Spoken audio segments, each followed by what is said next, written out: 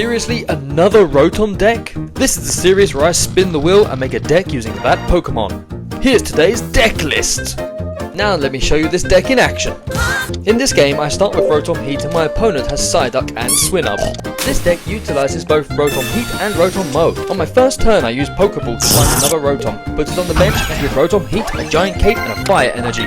My opponent powers up Psyduck, draws some cards, and hits Rotom for a respectable 30 damage. I place another Rotom Heat on the bench and use Heat Breath, getting lucky with the coin flip and knocking out the Psyduck. Ooh! That's one down. My opponent places Swinub in the empty spot and evolves it into a Piloswine. This matchup is a bit of a problem as Piloswine takes minus 20 damage from fire attacks, meaning my chip damage is as weak as a Magikarp in a boxing match. That's pretty weak. So, if you saw the last Rotom video, which I know you did, valuable viewer, you would know that the huge potential that Rotom Air has.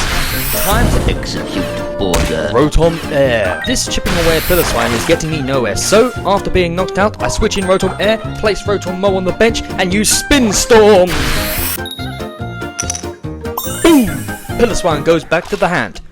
My opponent places an Eevee on the field to make a comeback, but gets unlucky with the roll. I'm not scared of Eevee, so I swap Rotom Heat back in and finish off Eevee with one hit.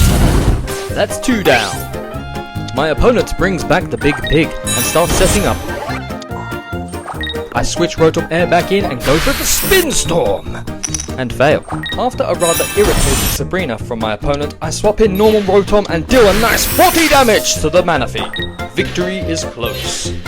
I swap in Rotom Mo to deal with Pig, and then I remembered I have a Cyrus. I force the Manaphy out and win the game. Subscribe.